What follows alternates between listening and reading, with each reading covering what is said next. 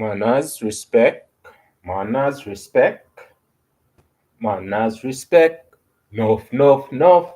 Manners, respect. Yo, I can't put that now on song now, you know. Uh,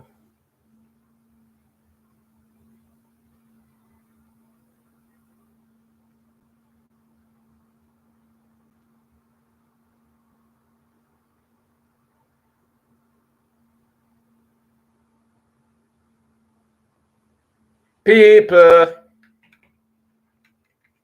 it's still cold outside, but it's getting warm. Trust me.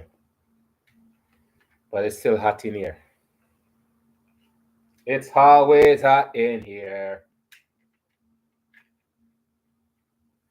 People, people.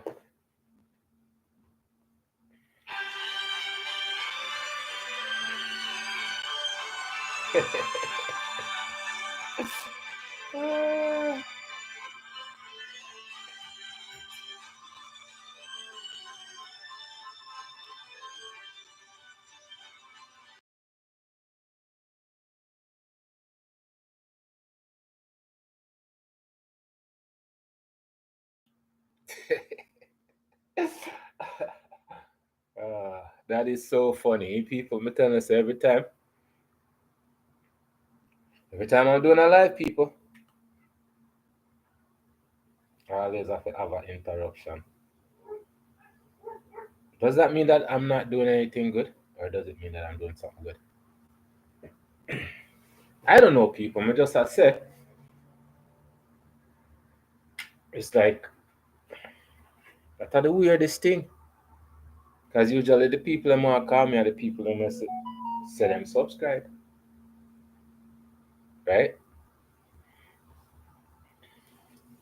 I don't know, people. I'm telling you, I there's so much not coincident that happened within our existence. I don't know. Sometimes I'm telling you, it's like the loop where we are living in, right? We're living in actual a loop, past, present, and future. It doesn't change until we change it. Yeah, people. That's why I said I feel so nice doing what I'm doing. It feels like this is what is supposed to be done, but this is one of the stuff that's not done. Or I don't know why I never do this earlier. I don't know, people. There's so much question I ask myself, but it's just the right time, right? Tell us, um, when I look on things, right through history,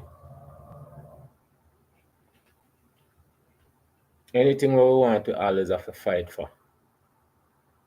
But right through history, we always have something to fight with. We have a mental fortitude. We have with skills.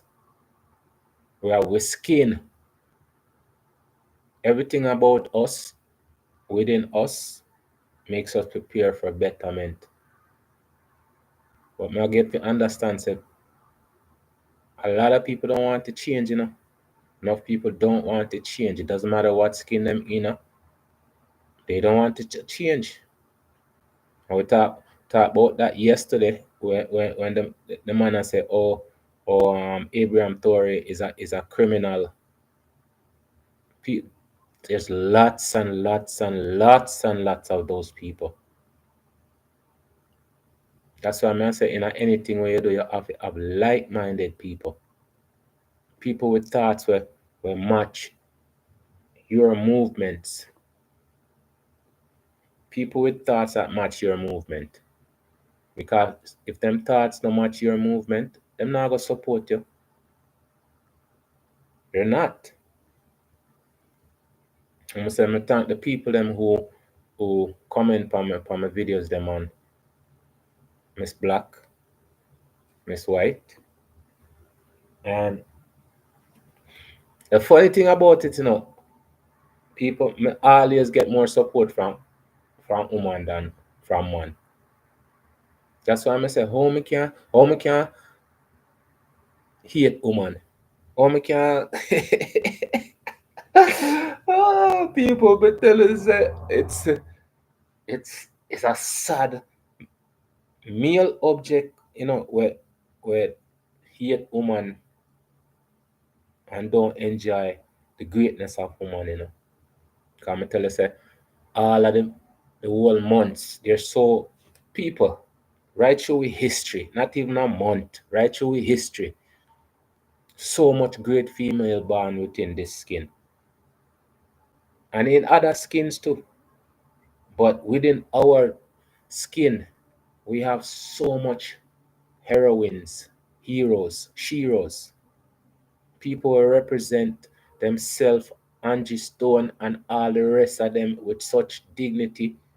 I'm gonna tell you, say people always are gonna have something for say, You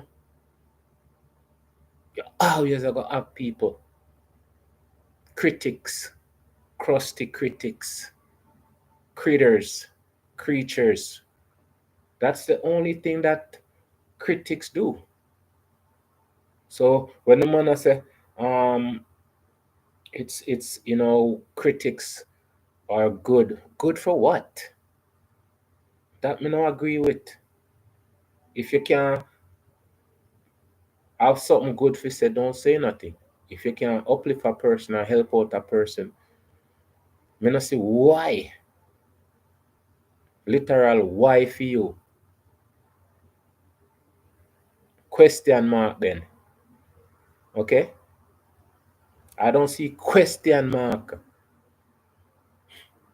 You know stay the way you wanna stay. Okay? You know just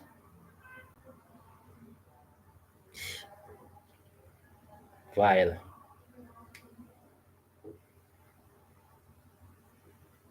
People the way make my mind just just looking at things and analyze things. Just from open up them book here and see them things here. I'm seeing so much more. So much more I'm seeing, people.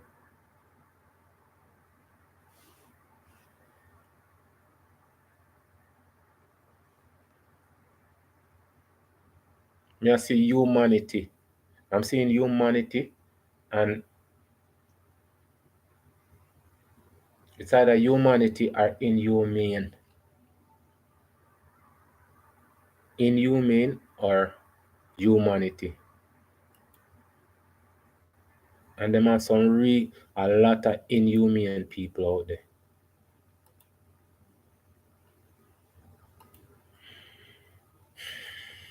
So I want to thank all of the ladies them, all of the silent listeners them. I really appreciate them. I really appreciate love on. I'm tell you so that hate thing me need for even in my vocabulary me fi take that out. Right? If we blasphemy hate the word. I really we need our next word for that, people.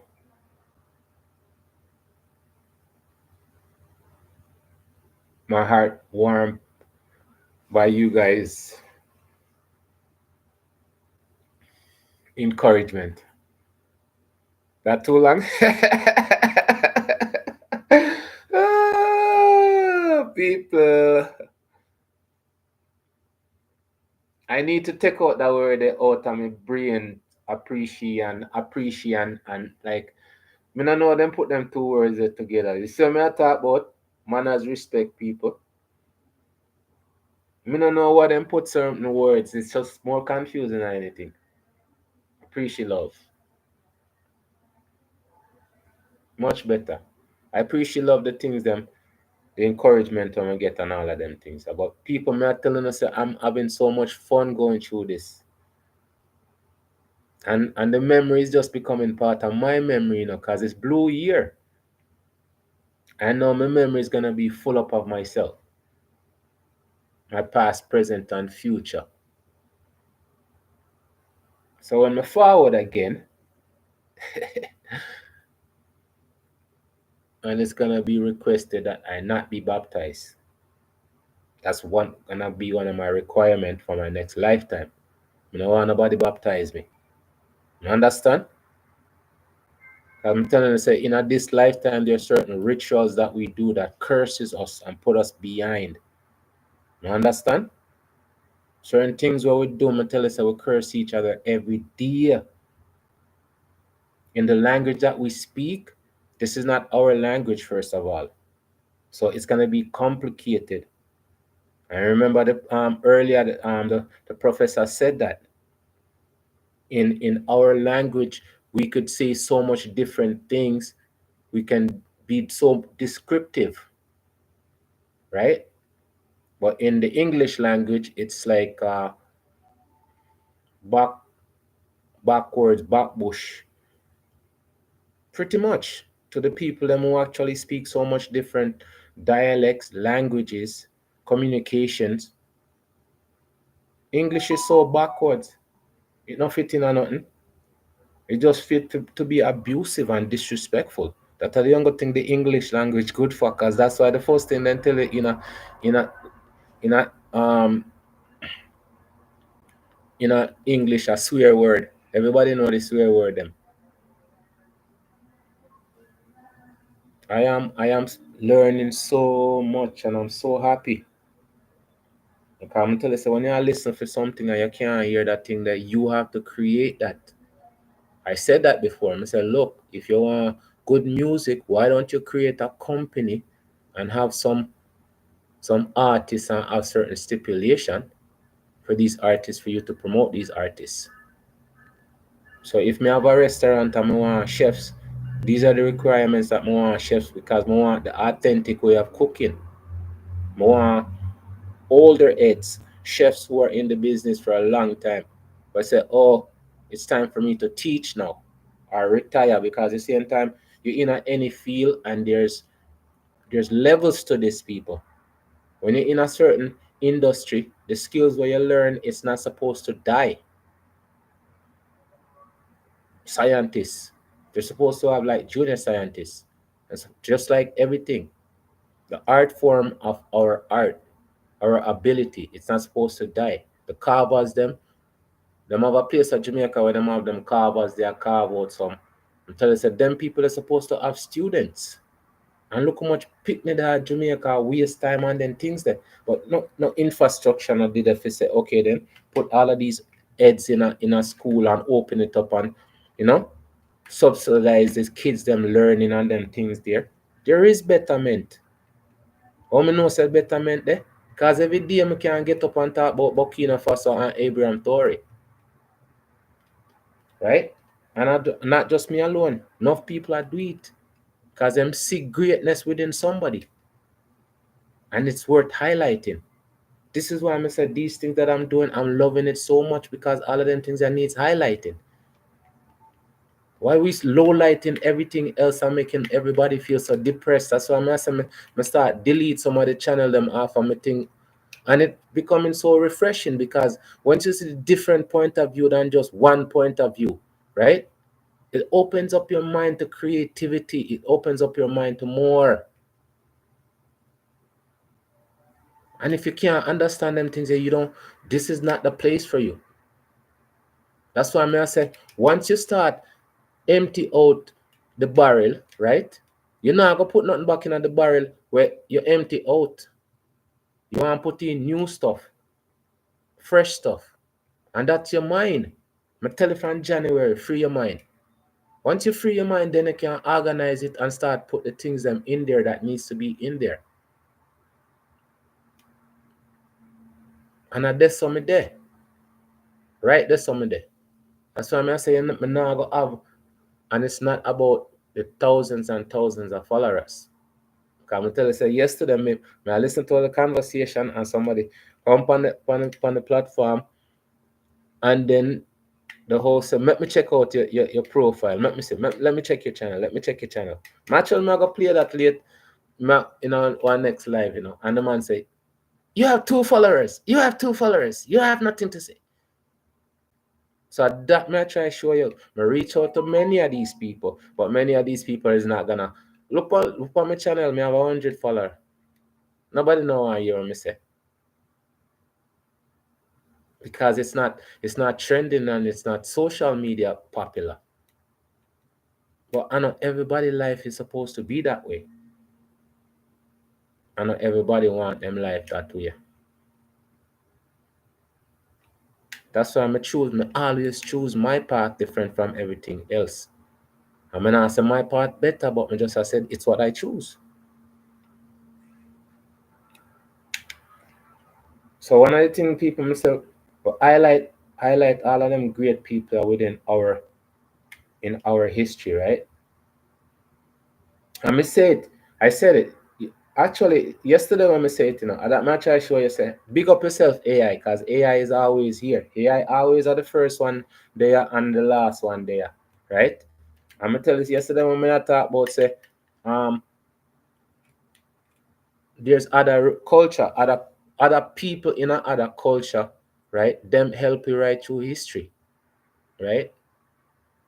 I say one of the things I'm gonna talk about is color, obviously the 12 colors. But I say we look upon color in such a color blind way. Ah, yeah, it's such a color blind way because just because a person said them white doesn't mean say them white. Just because a person saying black, it doesn't mean. Yesterday, we talk about Jamaica. One dog born a Jamaica, one Jamaican. One puss born a Jamaica, one chicken. Grass grow a Jamaican grass. So just because you say you're one Jamaican, it doesn't mean anything. Just because you say you're white, it doesn't mean anything. Just because you say black, you know, no meaning. It has no meaning until it's attached to something. And many times you're confused. You say, oh, him white. What part of him white? You don't know what white is anyways? You don't know what black is? Them things are what I'm gonna say. It's if something given to you and you accept it without knowing what it is. Suppose they give you one square and you don't know what a square is when it's supposed to be a circle. You accept the square as a circle because you don't know what it is. But until the same time you look into meanings of things. Our very existence means something. We're supposed to be here. Nobody can take away from you. So them try. Them try and then try and then try and then try and then try. But them not give up. They will never give up.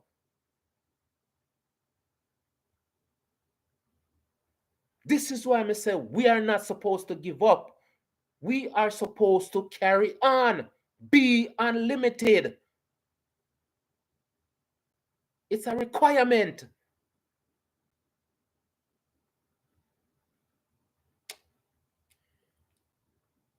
So the same time I go through certain things, I tell them, say, I've been here before. I know this. I know I'm putting it back together. So when I come back again, it's not no hesitation.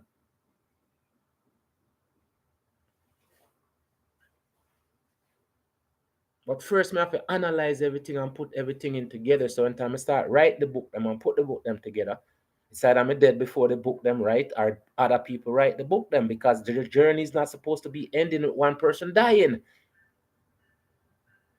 If you don't understand them things here,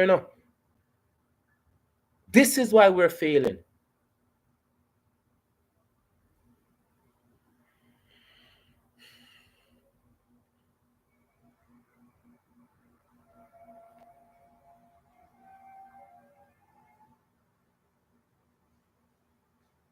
So I said, sometimes when time I go through them things, yeah, it hurt me, It hurts me in a sense because I've been here before.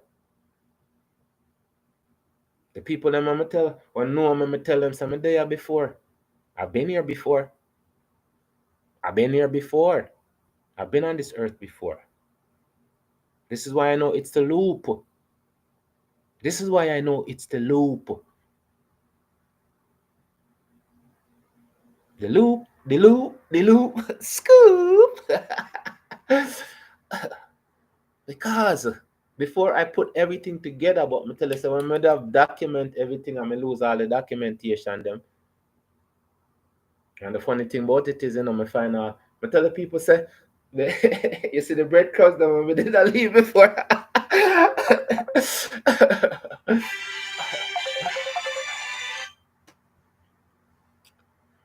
The breadcrumbs them when me leave before, I find them back again.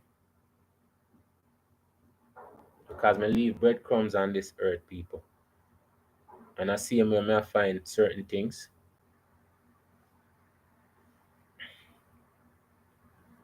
I'm finding certain things because I tell you, say, just like the man said, look around you. And you will see the man say it. The man said there's signs of us all over.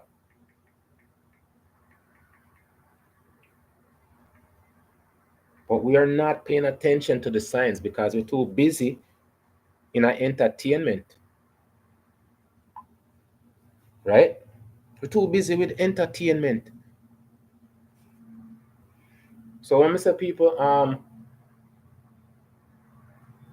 yesterday when I say there's other culture, other race help, we too, because in a Rosewood, the white people them actually did see some of the people them, hide some of the people them in them house.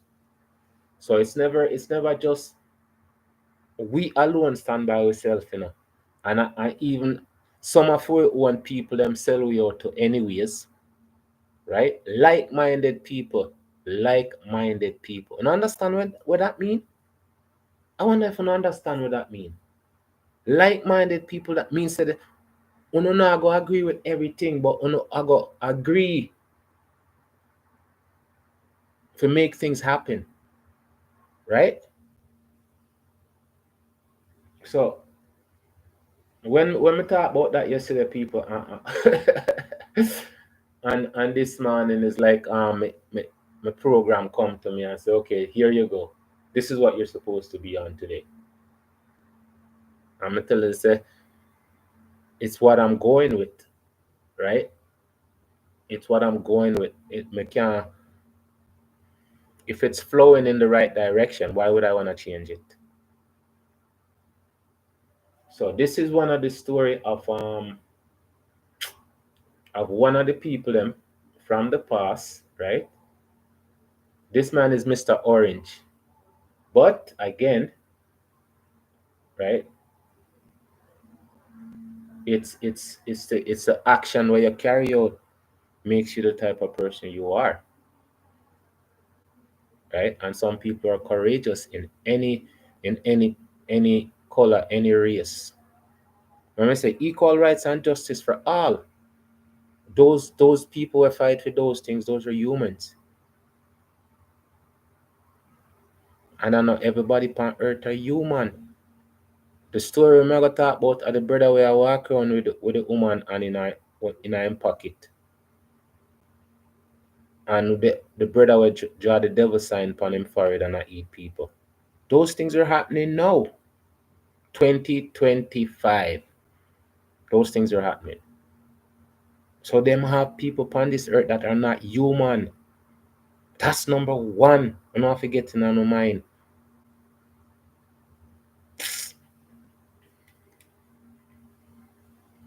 Until I say, and I say we think simple enough people is because we don't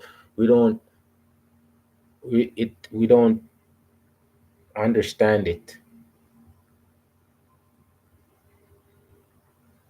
I tell you, I did hear about Angie Stone all of them times there, but it's like I wasn't on that journey to, highlight her so much times this month already.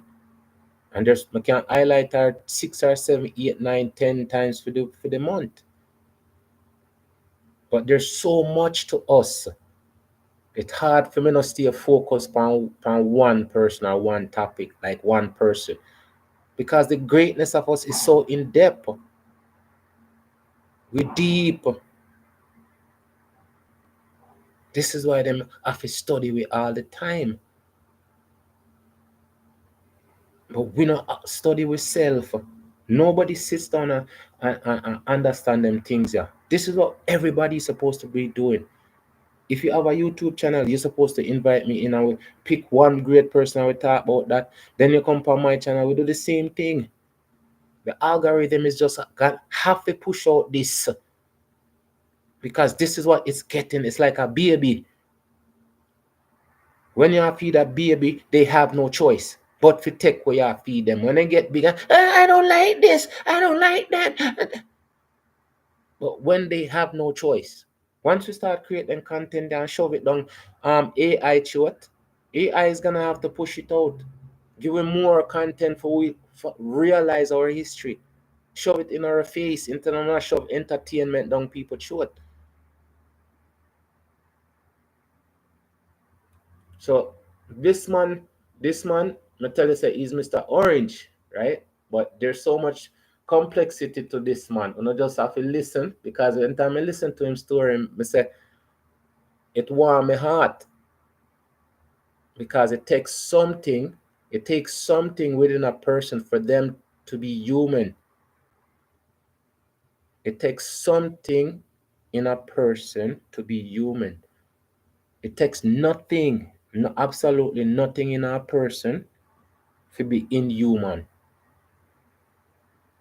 You understand? Again, the people them want join my channel and understand them things here. If you're smart enough to join my channel and to listen to my channel, certain things may not have to go over and over and over because most of the time you can just rewind the tape and just listen to it instead of me talk to one like say on an idiot. So if anything me say, I'll probably say it twice.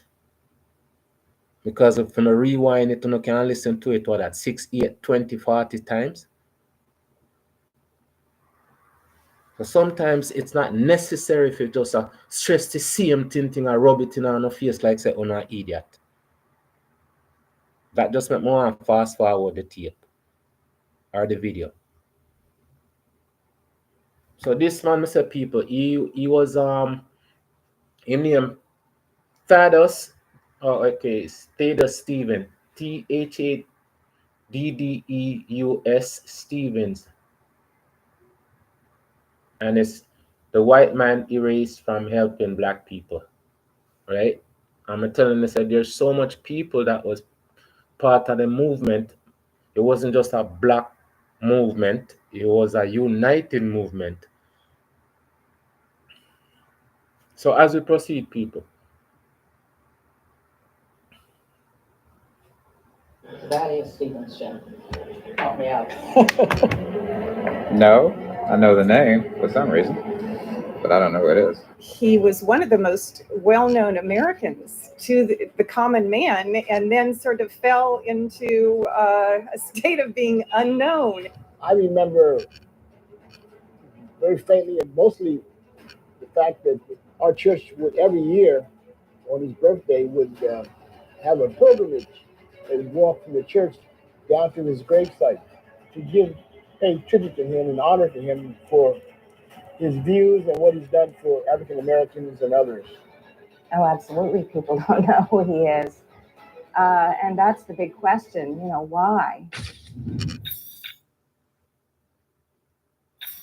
Thaddeus Stevens was not the kind of historical figure who received the hero's treatment in textbooks. While others who fought for justice were honored, his legacy was largely buried, distorted, or outright ignored. Well, I don't know people. I want to start watching program, it just kick in. And that may I try to show you. See, once you start watching program, them advertisers just kick in. It's one of the few programs where actually have advertising on it because certain advertisers and don't want to be associated with certain programs. So this is from the Black Journals. I one of the channel them I'm subscribe to. I tell us I switch out my things them people and the information them I get now, right? Trust me, them nice. Good morning, everyone. Now I'm going to play the. All right, now I'm jump in for our next channel.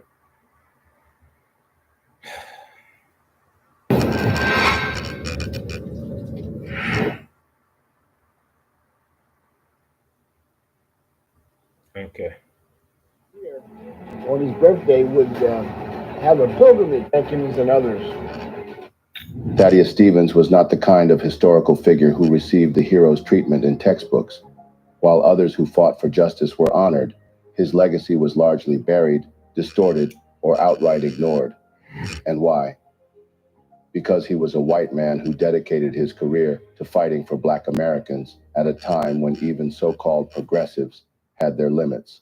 This man did not just support abolition, he demanded full political and social equality, something even Abraham Lincoln hesitated on. But what exactly did he do to become one of the most powerful and controversial voices against slavery of his time? How much did he really do for Black Americans? Well, let's find out. But before we get into it, don't forget to like the video to support the channel. Now let's begin the fascinating story of Thaddeus Stevens.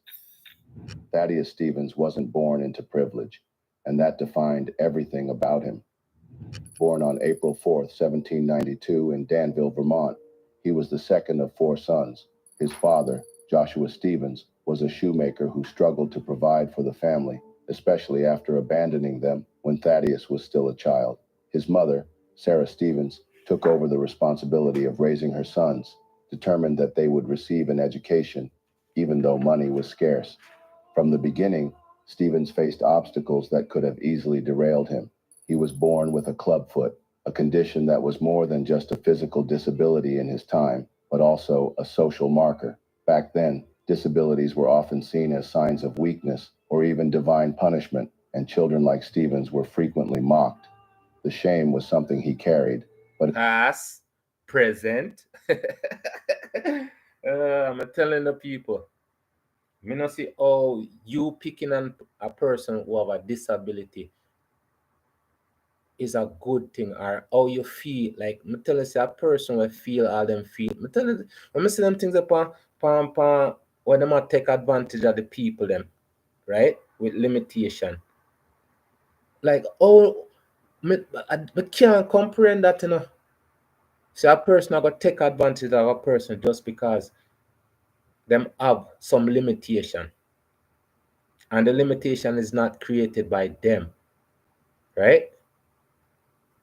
And that may I try show, you know, sometimes say God go the ability to be caring and understanding. Or no say God no give put them people there in a them position there just to see how the world can treat them people there. I wonder if we not ever think of them things there. Yeah? We know that kiki, and I laugh, like I saw me tell me some the disgust sometimes. Adapt it, bring out of me people. Not the hate, the disgust. To just to see the mind we uno have. Some uno have. And think uno better than I think uno better than other people. Just because uno can do that. Huh? Even today, 2025, past, present, future. Wanna get the idea? The next generation, this is what we need to understand. Empathy is what we're supposed to have. But we want it. And that we want somebody figure it. As we proceed. instead of letting it define him, he used it to fuel his ambition. He later joked that his deformity at least kept him from having to fight in the War of 1812, but he also knew firsthand what it felt like to be judged for something beyond his control. His awareness of how society treats the other would go on to influence his politics in profound ways. Education was... And that I'm trying to show you, right through history, education. Why is education stressed so much right through history? How can education be so important right through history until we come to the point where we say, fully dance me name, fully dance me in das? Yeah? Huh? Really? Right through history, right through history. Education is so important. Until you start endorse idiots. Disgusting. As we take from a friend, Ticket TV.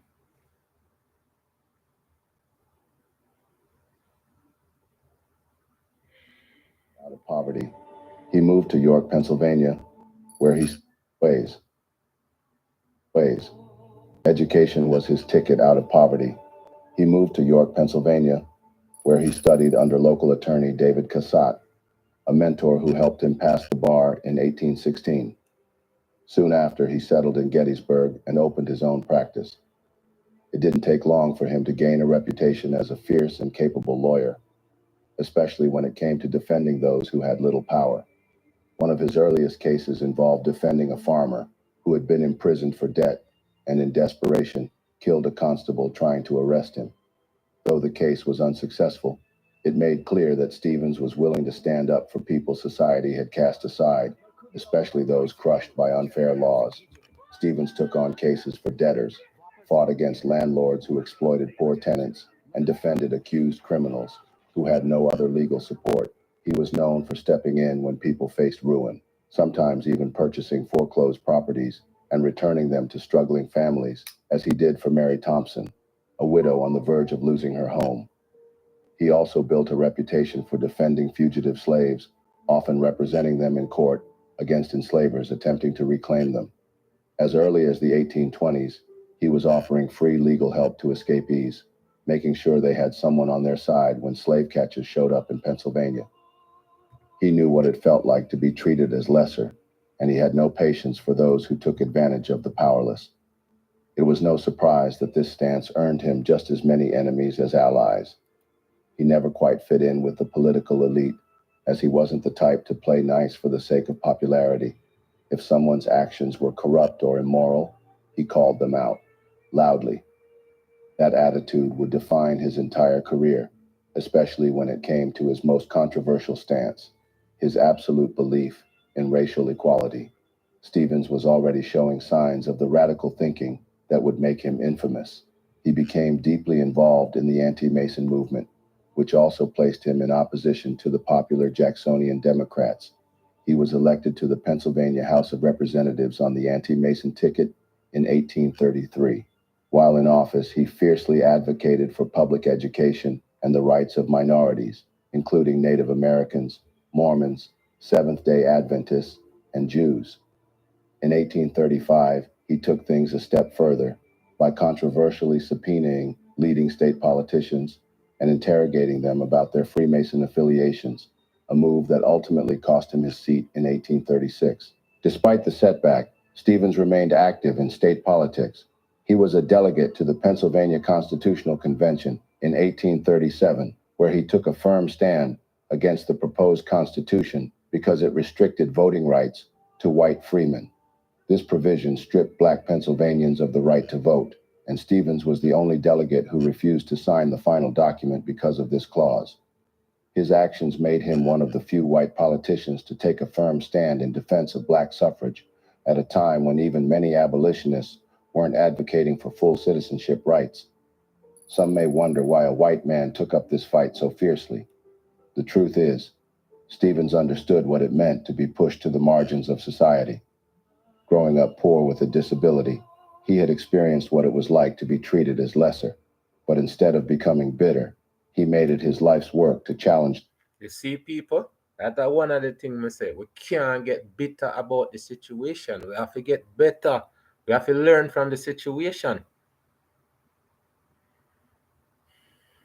And that's one of the things I say we don't do is learn from situation. Rodney King, George Floyd, same thing, And what changed from it? Now them I look for let out this man out of prison. Not change, people. As we proceed, people.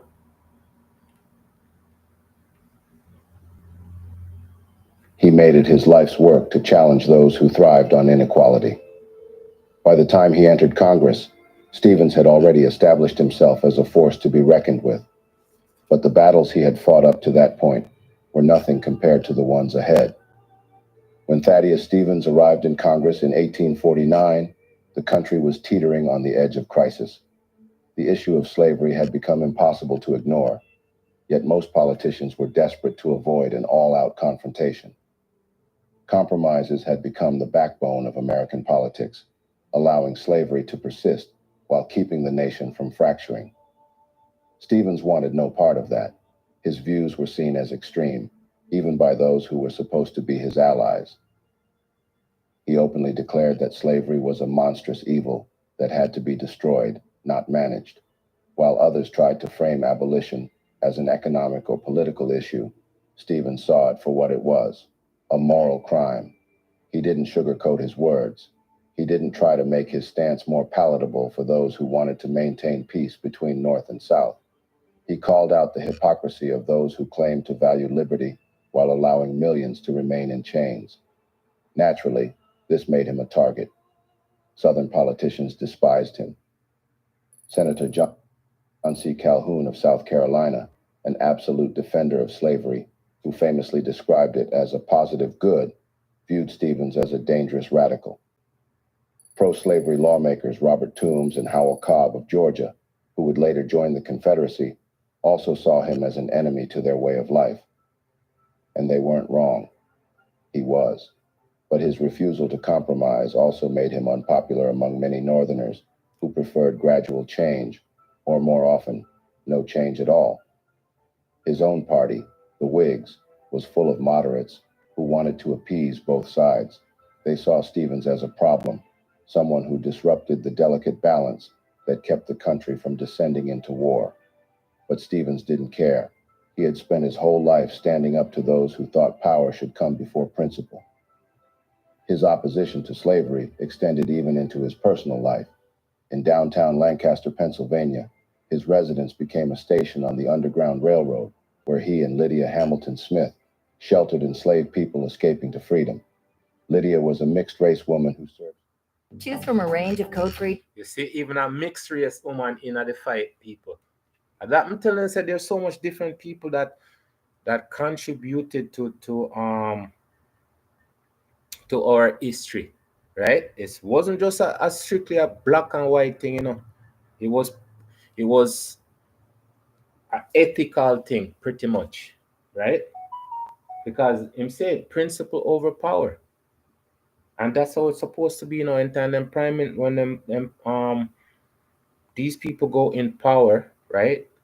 They're supposed to have principle. They're supposed to put the things them necessary together so the people then can have a better life than the life that them have.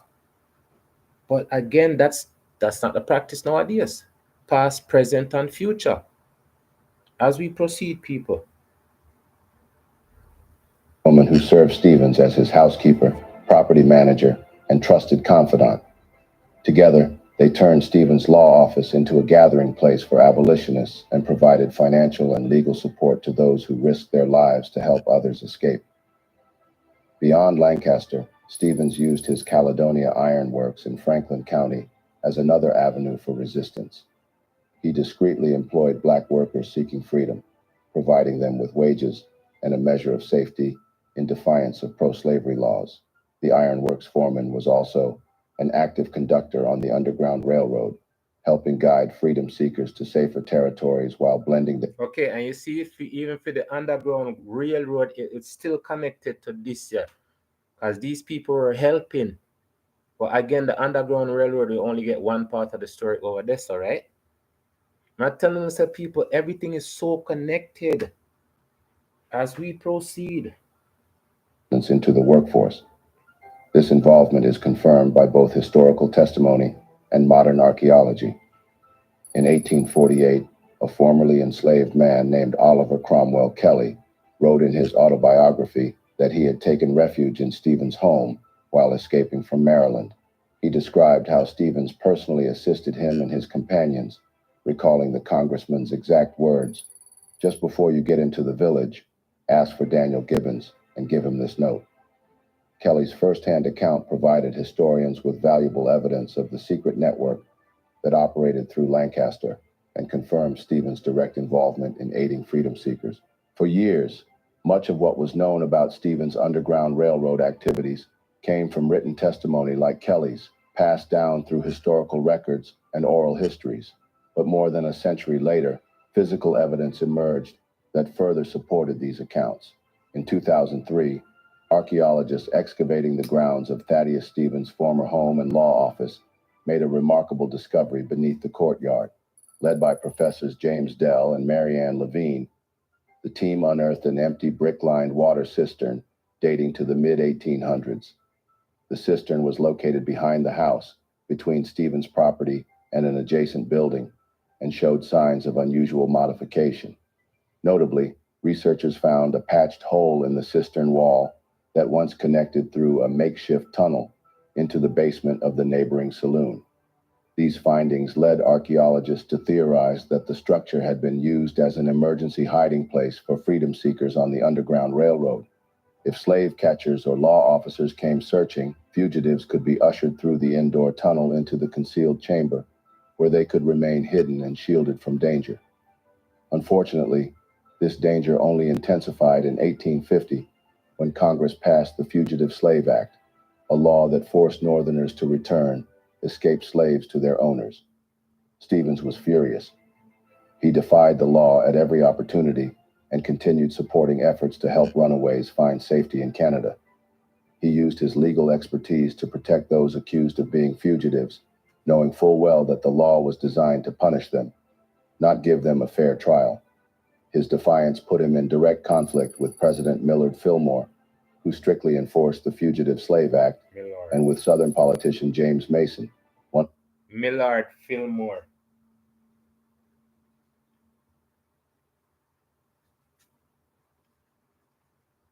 Him are the judge.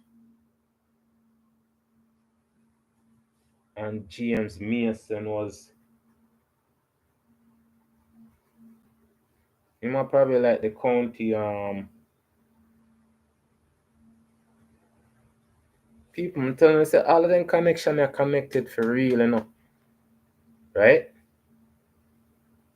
The people them are fight for keep in slave, and the people them are fight for abolish slavery.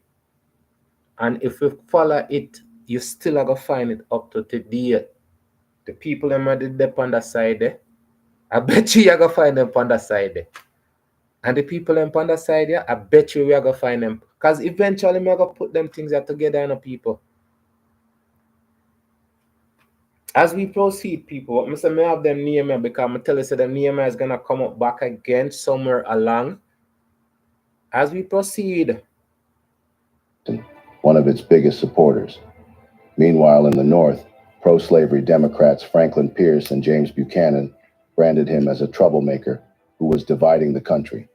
Stevens' stance put him at odds with powerful figures, but he had no interest in political friendships built on moral compromise. He believed that those who had suffered under slavery deserved more than just emancipation. They deserved rights, land, and full participation in American life. Stevens' outspoken nature cost him politically. In 1852, he lost his congressional seat, in part because his radical views made him unpopular with Pennsylvania voters who weren't ready for full abolition. But that didn't stop him. He returned to practicing law, continuing to defend Black Pennsylvanians and fight against racial discrimination in the state. He also stayed deeply involved in abolitionist circles, forging stronger ties with leaders like Frederick Douglass, who saw him as one of the few white politicians genuinely committed to Black equality. Stevens' political career might have been on hold, but his mission never wavered. Then, in 1854, something happened that changed everything. Congress passed the Kansas-Nebraska Act. This law allowed new territories to decide for themselves whether to allow slavery, effectively undoing previous compromises that had kept it out of certain areas.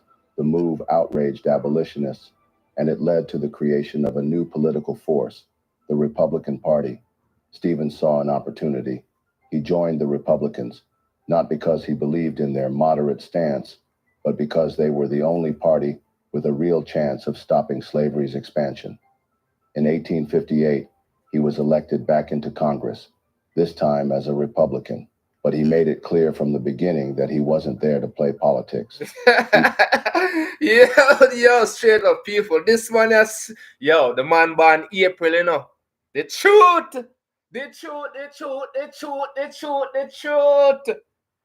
The truth must be spoken, people. The man tell them the truth, the truth, the truth. The man just has spit the truth, you know. The man tell them straight up, me not in the politics thing. I'm gonna keep on saying I'm not a me not in the politics thing. I'm into changes. You understand that? And politics don't change things. Policies does. Policies change things. And people don't understand these things because all them care about is just the social media highlight, which is the low light. I say policies, not politicians. People create policies, so politicians, I know them just get up and say them want to do this and do that. It's the people who's supposed to create policies, so the politicians can fulfill them. So when they're voting the people, then when they vote them in to do something specific for UNO. So if they're not doing it, people, this is where you guys come in again. But me say, if you don't love politicians more than you don't love your neighbors, how the hell is that gonna work? As we proceed. He made it clear from the beginning that he wasn't there to play politics.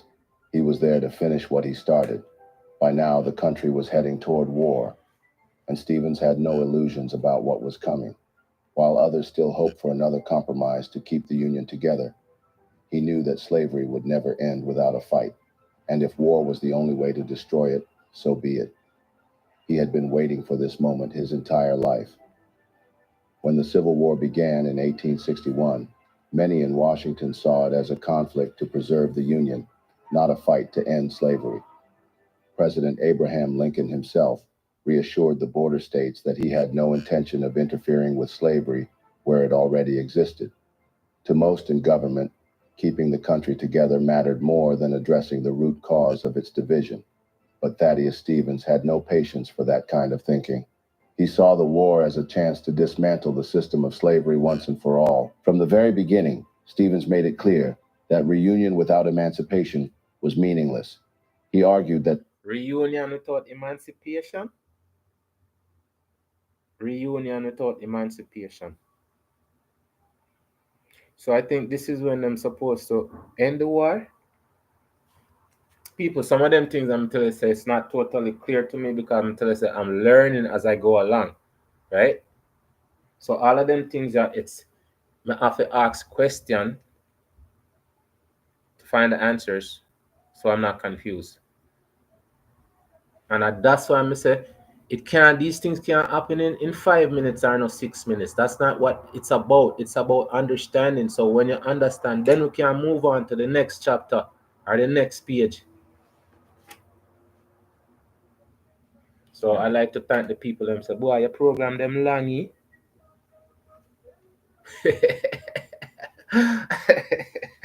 Beautiful. I wonder if people say, yo, my life long, you know? Or say, my life long, I'm just joking. As we proceed, people. very beginning, Stevens made it clear that reunion without emancipation was meaningless. He argued that slavery was the backbone of the Confederacy and that the only way to truly defeat the South was to strip it of its enslaved labor. Okay, and the Confederates were the ones who were fighting to keep slavery going. Because remember, Reese, he was fighting for his master, or his owner, and the owner was on the Confederate side. And the Confederate side was fighting to keep the slave thing going. But then him get upset with the man when the man cheated. People me telling me said there's no way I would look for make up them things, you know. because they're already made, right? As we proceed, people, true, past, present, and future. Way to truly defeat the South was to strip it of its enslaved labor force. He pushed for policies that would free enslaved people and weaken the Confederate economy. You hear what I'm saying? Him push for policies, people. And that me tell you now. What I'm saying, him push for politicians. Him push for policies. That's why I say when we march and march, what comes out of the marches? Did anybody sit down and write down anything to say, okay, let's bring it before Congress? Like, oh, them are fine for Juneteenth and let me get the 2 million votes. Look at me running up and down history. This is what I'm supposed to be doing, people. You understand now? But it's the policies that we have to create to change anything. Instead of we are shout and scream and say we want this and we want what we want. If it's not right written down on paper, right on white. Okay, all right. Breathe in, breathe out. Breathe in. Breathe out too fast. Breathe in. Breathe out. Just hanging out with all of these smart, cool people. I'm just loving it, people. And I'm being educated, entertained. I'm sharing what I'm learning with AI and my many thousands of listeners. Thank you, silent listeners. I've been telling some of the silent listeners for years, and nobody never big up the silent listeners them. Until me start big up the silent listeners, and then me hear people start big up silent listeners. But when someone says silent listeners, them very important. Right? Them not say nothing. Them just come, them watch, them press the thumbs up button. Probably never share it, but still. That's cool. As we proceed, people. He pushed for policies that would free enslaved people and weaken the Confederate economy. Long before Lincoln was willing to take such steps, he found allies among military leaders who shared his view. See, people, like-minded people. I'm telling you, me just a take me just a thief chapter from people, book people, like-minded people. You have to find your allies. You have to know who's with you before you go to war. When you see me?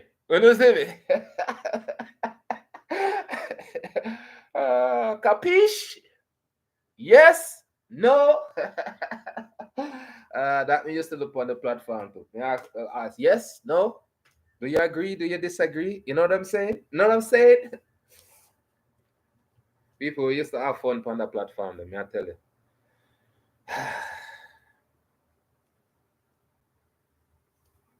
I'm telling you, say you send time with vibes and time we go anyway. And we, you know, we respect each other and things nice. We're nice, you know. I'm nice over here, so it's all of them people that we hang out with. Past, present, and future. All of them nice people. All of brother. Mr. Orange, big up yourself as we proceed. As among military leaders who shared his view, such as General Benjamin Butler, who refused to return escaped slaves and instead classified them as contraband of war, effectively granting them freedom. In 1862, Stevens facilitated the passage of the Second Confiscation Act, which allowed the federal government to confiscate property belonging to citizens supporting the rebellion, including slaves. Stevens saw it as a step toward total abolition. He argued that enslaved people should not only be freed, but should also be given land to support themselves. He repeatedly called for land redistribution, believing that simply declaring people free without giving them the means to survive was a betrayal of true justice. Stevens became... Okay, present, and that's what Burkina Faso I do. I take back the land them and redistribute them. And people, I don't say it might take out the whole of the land. It's just a land that's not being used. Like if a person have Me see one video where a man I say I have must 10,000 acre of land or something like that. What this man, one man I do with 10,000 acre of land? How much acre him have, right? And this a man I do this way before Marcus Garvey was doing these stuff. So ideas, good ideas, they don't die. And people dead left good ideas, right? I'm telling you, it's collectively people. We can change it, but you have to find the like-minded people them. The people that want change. Some of it want change, but me never get up and change it until me get up and change it. This is me, people. I love knowledge. I love smart people. I love smart people are cool. That's why I'm hang out on producer Wayne channel, because the man is a lawyer and he's an independent person. He not speak specifically for one person. He's an analysis, take information and break it down and give it to the people that may need it. But sometimes, even when he broke it down in a tidbits, people still ask, how are this? How are that?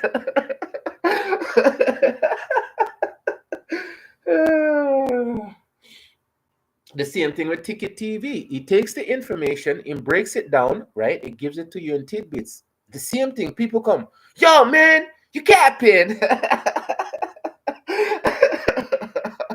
And then they have to fish try them. Over here, we don't have that issue because smart, cool people come over here. Understand? But when you reach millions and millions of people, have that much people on your platform and people want attention, them find the biggest platform, them figure farm a fool on. Just because they know they're going to be highlighted. Una capiche? Yes? No? As we proceed. Stevens became one of the most powerful figures in Congress as the war dragged on. As chairman of the House Ways and Means Committee, he controlled federal spending and used that position to ensure the Union Army had everything it needed to crush the Confederacy. He also helped pass the Legal Tender Act of 1862, which allowed the federal government to print money on its credit without a gold or silver standard, a decisive move that kept the war effort funded. Okay, and I think that's what they still do. So this man did implement a lot of things. I'm telling you, say, once you have a brain and you can think, come up with ideas, you can come up with solutions. So how comes there's so much problems? We used to be problem solvers. We used to be solution driven until we become a bunch of complainers. Complainers, not solution driven. So instead of people plant them own food and complain say the food too expensive, them said this are too this and them not make them own. That's what I said. I have it written down right here, people. Can't say you want it, can't get it, and don't create it. Be unlimited. Okay, I'm telling you, so one day I'm gonna go through like my poem and my stuff, them like what I create, like my Be Unlimited section. Where me did have that was part of my website too. People, trust me, I was going places until my money run out. People, for real, we did have everything set up with our people. And then I invest until the money dwindle down and I not see no return. But me say, me not give up. I continue doing what I'm doing. Buy a sauce. Buy 2 sauce. As we proceed, people. A decisive move that kept the war effort funded. His ability to move bills through the House quickly, sometimes cutting debate time to just half a minute, earned him the nickname Dictator. Despite his close work with Lincoln's administration, Stevens had no illusions about the president's reluctance to move too quickly. Okay, and that used to be, a dictator is a person who's usually in the court dictating the stuff that people are saying, until it becomes a person who is in charge of everything. Oh, people.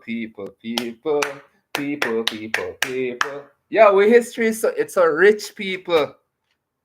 How comes it's so boring nowadays? Eh? We not create nothing, we not write nothing, we not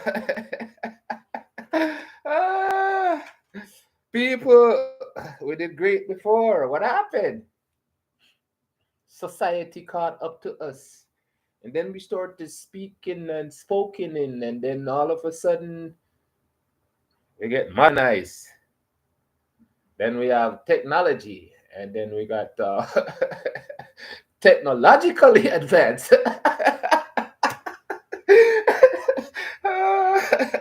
As we proceed, people. Too quickly on ending slavery.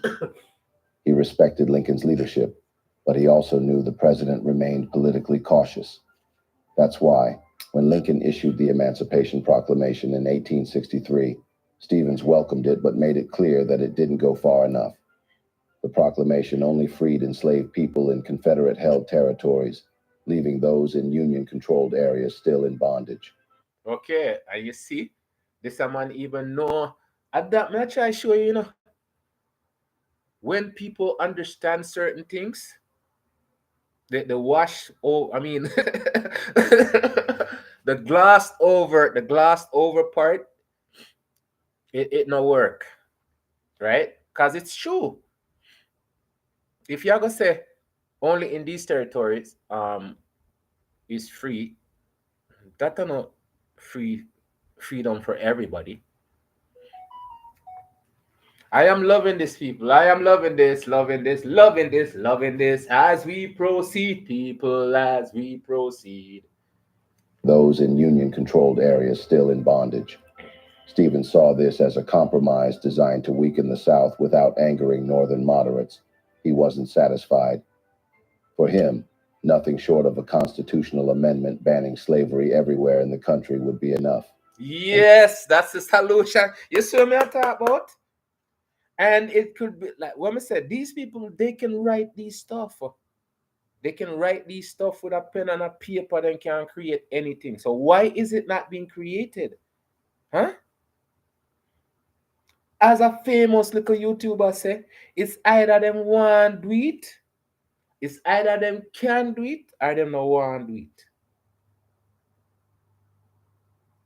It's either them can do it, or them no want do it. And at the same thing, me say, well, not the exact same thing. Me say, just because they're getting paid, it doesn't mean that they have to do it. There is no consequences for them not doing it. If there's no consequences for them not doing it, why should they do it? Just because we say, just because they're getting paid? You see the difference with Burkina Faso and Abraham Traore? What's the consequences of him not fulfilling what he set out to do? His consequence, and put it upon himself, in pride, the very fact that in people can live a good life. And the man don't even live a rich life, people. At that much I show you can live a good life without being a rich person. Because rich people, them are the happiest people. Headline people, Vivica Fox, right? One of our actresses from in the past. Recently she got a BBL. It's called a Brazilian butt lift, but you know these people and all their cool letters, right? Now she's 50 something or whatever she is. She has lots of money. Okay. You're famous. You're rich.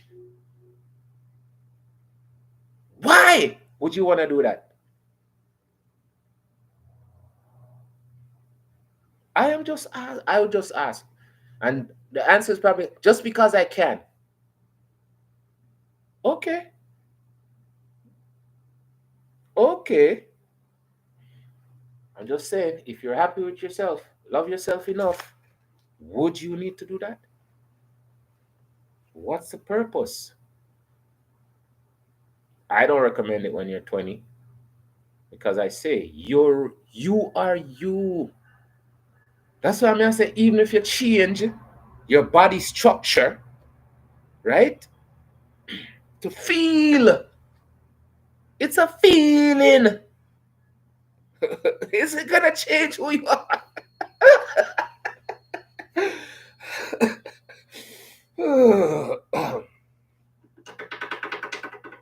Should I get my channel banned and cut off from now, people? Because in the future, I'm gonna say things, and people, them are gonna call it controversy, but it's the same way I feel now. It's the same way I feel now, I'm gonna feel then. We're supposed to be the best human. We're supposed to try our best to be the best human. Live amongst humans, and practice humanity.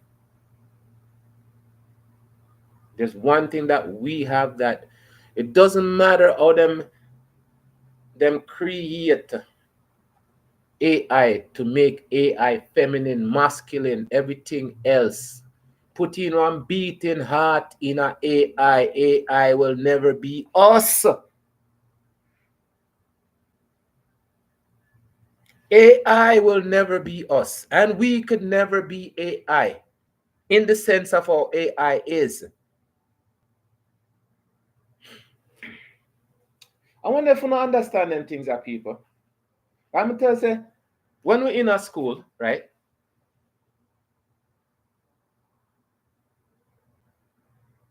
We are the ones in the class.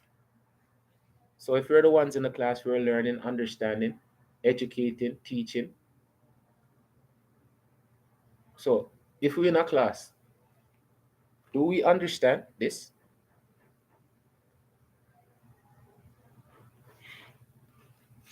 How these people look at us, right? They didn't look at us as human in the first place. They're going to create something that's not real and call it it and she. So they're going to take it and she over us, humans. And you're telling me these people are not sick with some mental sickness that's deeper than where we can dive to.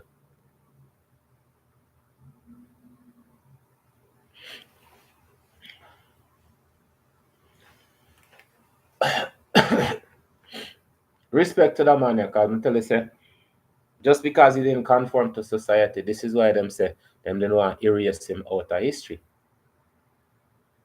Because he's one of them, but he's fighting for us. This is why I say, okay, why would they fight for us when this is how they get treated and we don't even fight for ourselves?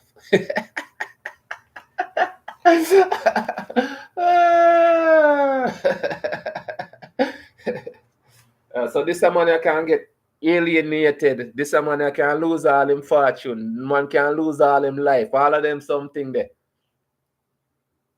Yeah, man. So we can be what name there in a jungle, right?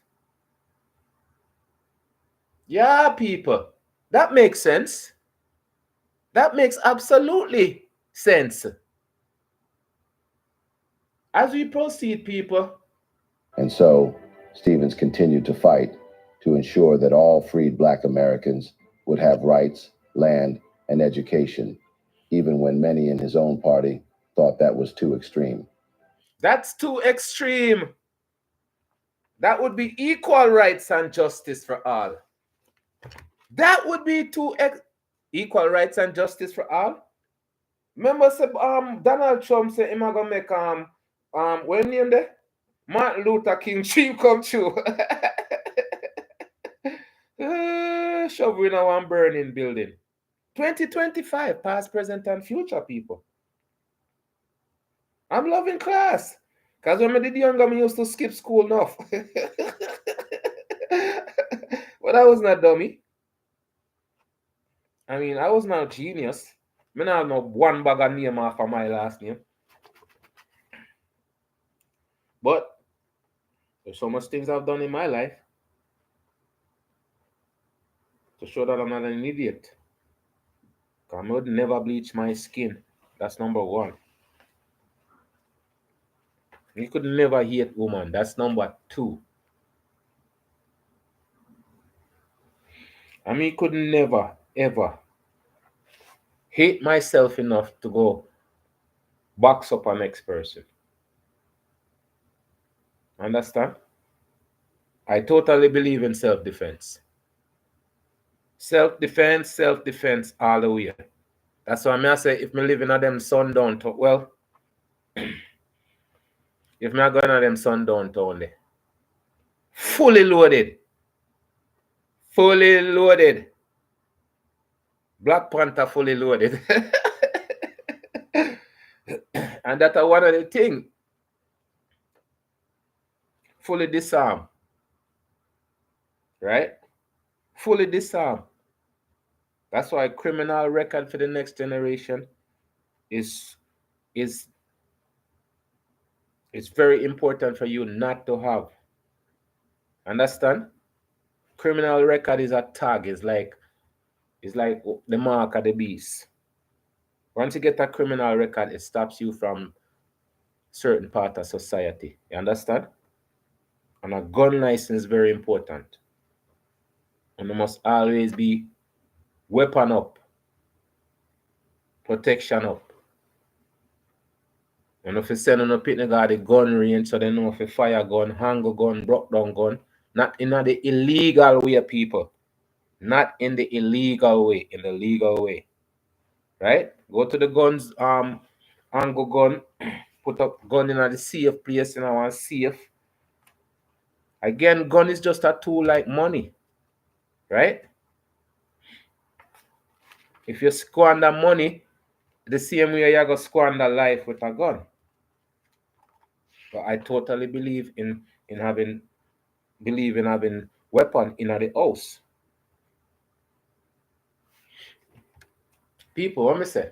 There's certain things I totally believe in. Understand that? As we proceed to be a better human.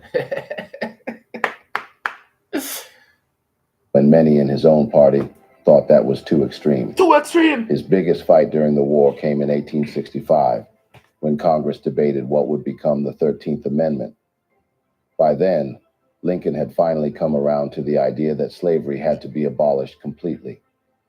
Stevens threw his full weight. Okay, the 13th Amendment. A-M-E-N-D. Amend. People, I still like to write. I'm tell them I not really mess with the computer thing and them things there. I love to write, I love to read, right? Because I'm telling you, when you start write, it's just you set certain things in your brain. I don't know what they call it, but it just helps certain things in your brain. When you write and read stuff, it extends your memory. Okay? I can use right? People. Yo, a cheap pencil me have in front of me now. I sharpen all three of them. And time when I forward from me, you up on me live them I have to write down information. I tell you, this is gonna be my calling, people. I love to have a museum where we can put all of this information in. But again, if I put it in a book, I have like 4 or 5 books where them have to buy. These 4 books you need to give to your kids. You need to read and then give it to your kids. Solutions to the problem. Yeah. Solutions to the problem. Yeah. Lincoln had finally come around to the idea that slavery had to be abolished completely. Stevens threw his full weight behind the amendment, giving a passionate speech in the House in which he declared that slavery was the most disgraceful and scandalous crime in American history. But it is, people. It's the most disgusting and it is. The very fact say you can't treat the next human less than human. But how, like, How you see yourself as a human? You know, say if you left a dog outside nowadays, you got jail and make a dog freeze, you got jail. And it still comes down the same. Meanwhile, them have people asleep on the road. So how comes you treat a dog better than a human? Huh? Them have animal hospital. I tell you some when I come to Canada, I'm say dog, them have dog hospital. You know, them say things gone to the dogs. No man, dogs gone to the hospital. Yeah, we gotta change that. We gotta kind of phrase it. Dog gone to the hospital. Dog gone to the hospital.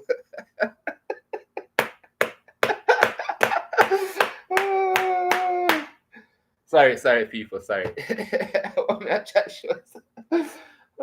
As we proceed. Scandalous crime in American history.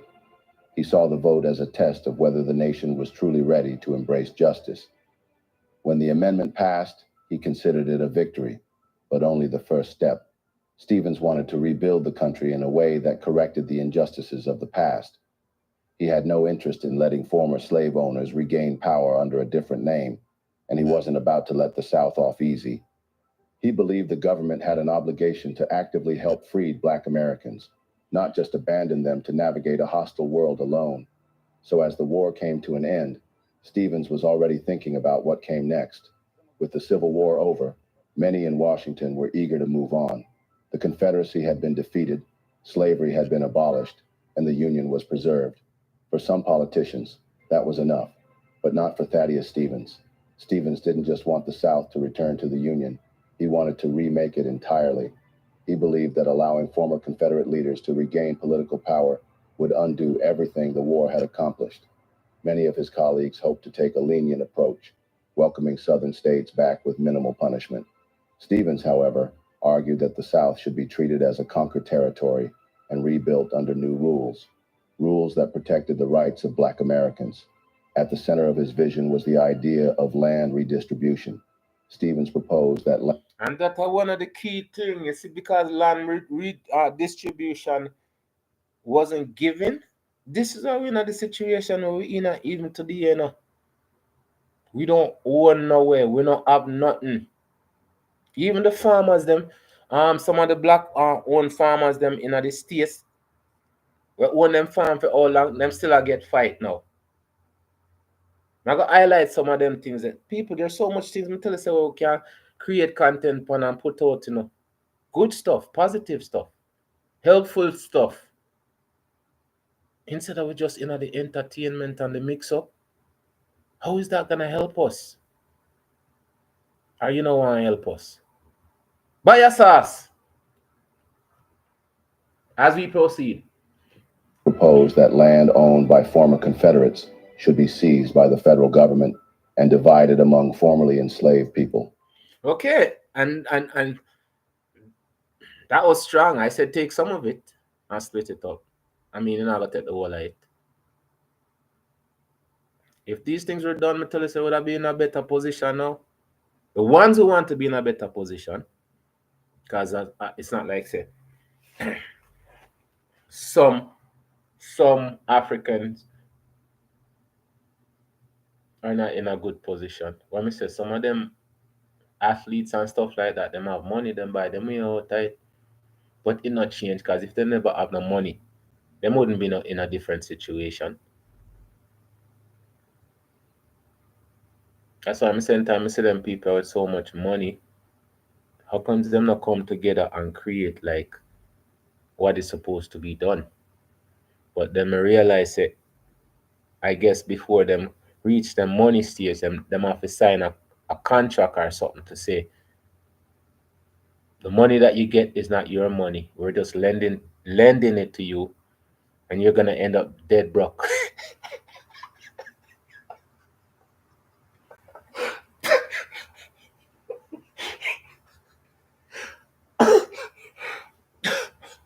That's pretty much what happened. That's pretty much what happened to all the athletes. Angie Stone, $50 million. Them said she's owed. $50 million. So this lady could have been retired from how long? And listen to her story that she didn't even want to be on the road singing. Because remember, she said sometimes she have to sit down on stage and sing. Close people. Eh?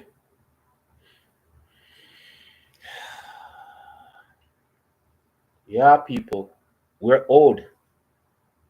But myself, with entertainment, we not own nothing.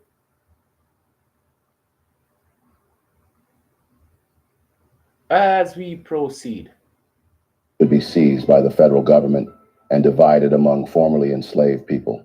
He argued that political rights alone were not enough, as freedom without economic independence meant nothing. His plan, often summed up as 40 acres and a mule, was based on the idea that freed people needed land. Yo, but this man came up with that idea. I could have sworn it was Malcolm X. Was it? No, Martin Luther King. 40 acres and a mule. Me have to go for, because this sound more like what those people are talking about.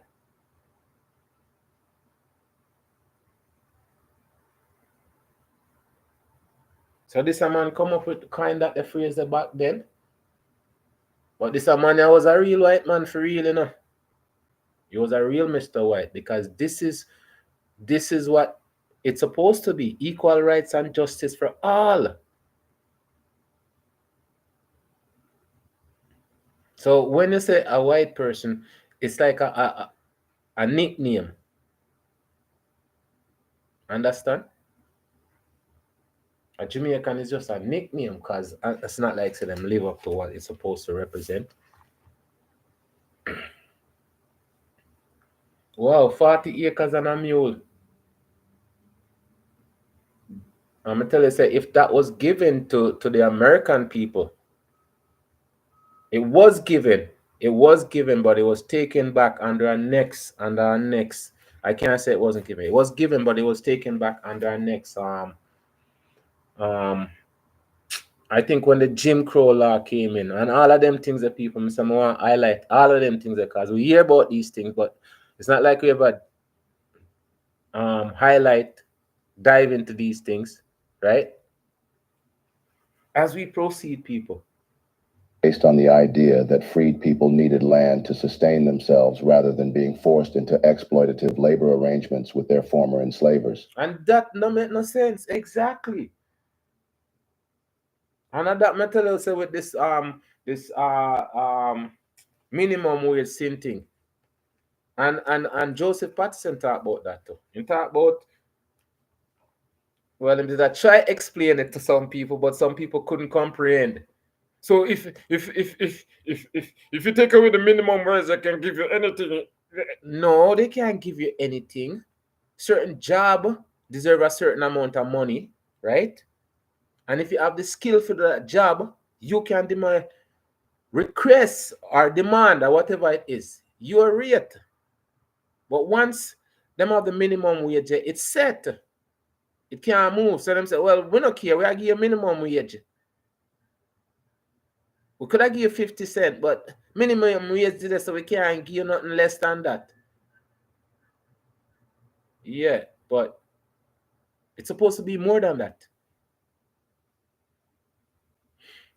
Yeah, people, I'm telling you, say, look, understanding and things that it's not easy.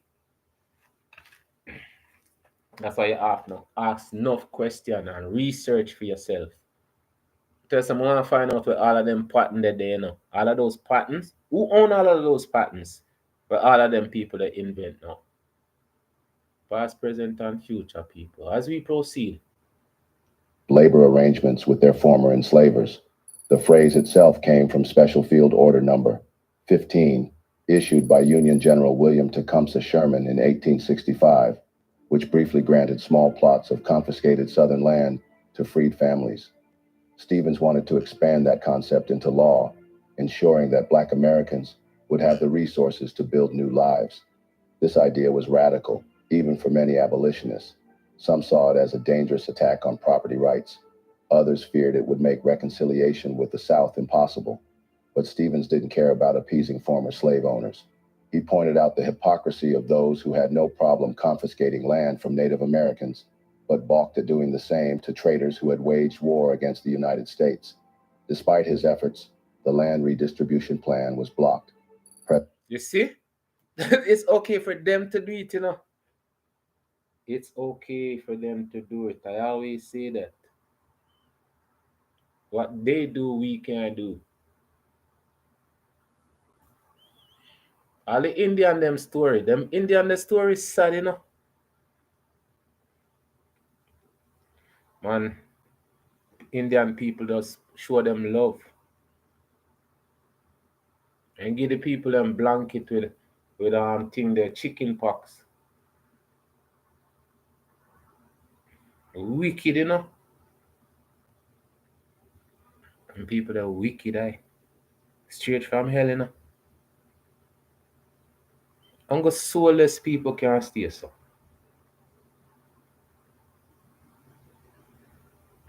I'm gonna tell you, say soulless people come in all different race. But just the fact that them people that practice them things there, them perfect them things there and then teach we fi do them things there. But the funny thing about it, them not do it against themselves, you know. We'll see how that work. But we so willingly do it against each other. You hear the man say with the Black Panther and the KKK? He say the Black Panthers were talking about shooting the police. Him never finish the sentence. Said the KKK them a kill our black people, you know. No, never said that. As we proceed. President Andrew Johnson, Lincoln's successor, opposed any harsh measures against the South. He issued pardons to Confederate leaders, allowing many of them. Hello? Isn't that the same things where them do with our brother George Floyd? Where backs up Chavez, Chavez in name? Where backs up George Floyd? Them a look for give him pardon too, because them not see nothing wrong in it. It doesn't change people. How they think about us hasn't changed. How we think about ourselves has. You see it? How they think about us doesn't change. How we think about ourselves has. We used to think so we're great, unlimited. Now, we hate ourselves. We hate ourselves. They must say them talk about 800 box up in Jamaica. Ooh-wee. Out of the 14, 15, 1600 on average. And like say them build any new schools or any improvement of anything like that. You know what them do? What do say? Past, present, and future. Are the same thing what them do down in with Reeves. The city where all the bad man them there. What them do? Then just hire the deputy them down there and put a bounty upon them head. Past, present, future. Same thing. They're not create no solution. They just wipe out the problem. They not build community center. What them say? Them build new police station. Them have new bike. When they hear the people them talk, man, they say, yo, we build new police station. Look, a police station never comfortable enough. Now we build new police station. We bring in new bike. We bring in new car. And we have big gun. You see for them solution? And then I get it, people. That's the problem. We don't get it, you know. Because you see entertainment, that we love.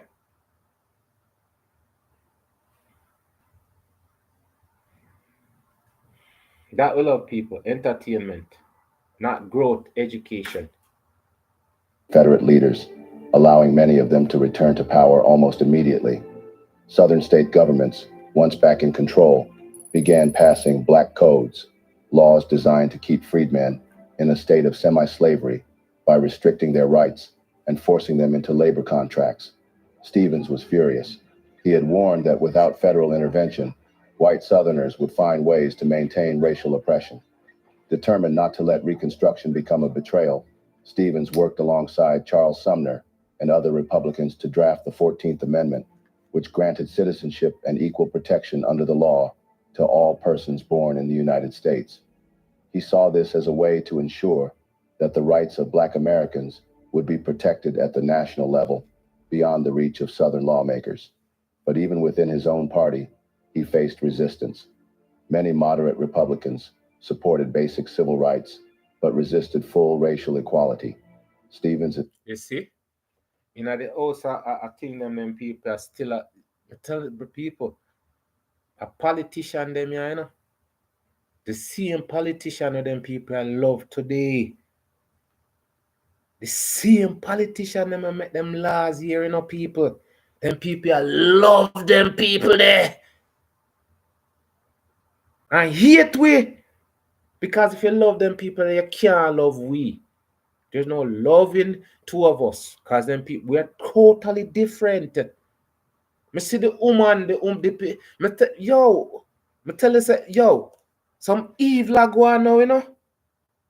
What's a evil go on now than then? Jesus. Me see the woman pack up the bag, give the man around 300% raise the man get. The people then give themselves 300% raise. Hospital, road, nothing now work. And I still a feed the people them for step on the neck. Jesus. As we proceed, people. Stevens' insistence that Black Americans deserve not just legal recognition, but political and economic power made him an outlier. His next major battle was the fight for Black suffrage. He argued that if freedmen were not given the right to vote, Southern elites would find a way to reestablish white supremacy. He pushed... Exactly, because the same people, them just are going to vote in them friend. Past, present, that's how it is now anyways. The people them are doing some of the most vile thing. The people them just push them out and put them in a different department, in the same house. Get it? In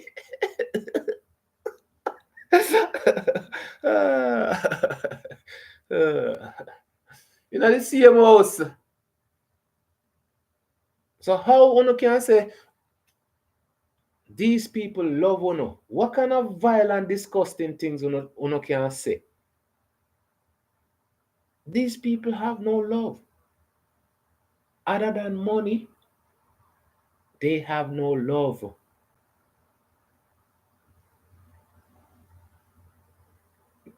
I tell you, say the Trump brother, the Duck brother, I not call him name because I don't nobody call, but the Duck brother, Duck.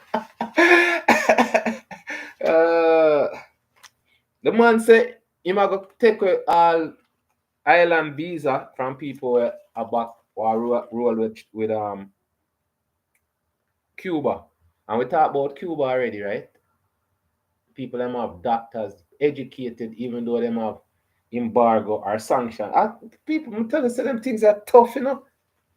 And the people say, okay, just like Abraham Tory, you say, okay, whatever. I'm gonna do one thing. No, they can't do nothing to Cuba. The people they must strike against the people. So the people are wicked, you know. Backdoor people. Them people love backdoor, see. The people them love backdoor. Backdoor society, we are gonna call it. We live in a backdoor society. I don't care how anyone take it. This is a backdoor society. Understand? All right. Them are going to put in the man where them want back in power, and them are going to go back to do the same thing, the same policies and rules from before. That's why I'm saying I'm going to riot and burn down places and all of them things. One want me hurt up my knee if you go and riot for. One marching for. And when the marching done, we come out of it. Nothing. No policies, nothing, nobody. No. We don't elect anybody like how them have the What this WACP? NAACP instead of NWACP. What the hell? And there's no W.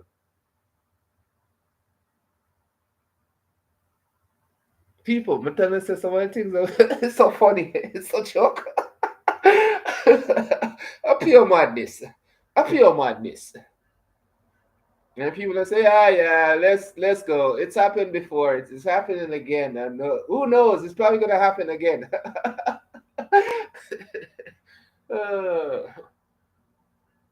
Just by me looking at these things and seeing these things, I educate myself in my next time. Find a way to reestablish white supremacy. He pushed for the Reconstruction Act of 1867, which divided the South into military districts and required new state governments to guarantee black voting rights before they could rejoin the Union. This was one of Stevens' biggest victories, forcing the South to accept black political participation, at least for a time. Reconstruction saw the rise of black political leadership in the South, a direct result of the policies Stevens had fought for. Under federal protection, Hiram Rhodes Revels became the first black U.S. Senator representing Mississippi, and Joseph Rainey was elected as the first black U.S. Congressman from South Carolina. These victories would have been impossible without the Reconstruction policies Stevens helped put in place. Stevens also took on his greatest political enemy, President. Okay, and them did have a program where Trump just mashed down. It's called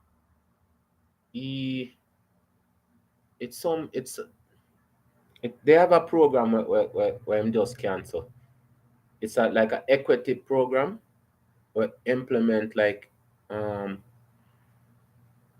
don't know if that was an equal opportunity or they were forced to have an equal opportunity. I'm gonna say even if it's equal opportunity, right? Because him did I say the diversity. Because him fire the leader. I talk about that the Air Force, right? And them say him get the job because I'm skin color. So them did have some diversity program, and then once them cancels the diversity program, them start fire a lot of people. People, I'm telling you, so the past, present, and future is pretty much the same thing. So when they call it Reconstruction, 1867, when them of the Reconstruction is when it's called one is segregation and one is integration. So this pretty much was probably the first form of integration, which means equal opportunity for black people to hold certain position.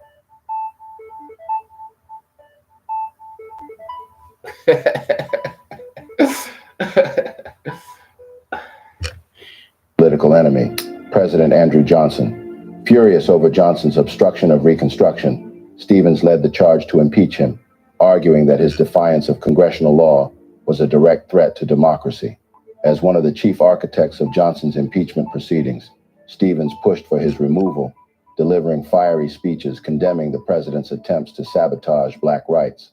Though Johnson narrowly escaped conviction in the Senate by just one vote, the impeachment battle weakened his power, allowing Congress to continue enforcing Reconstruction policies. But even as Reconstruction moved forward, Stevens knew it was fragile. The backlash against racial progress was already growing.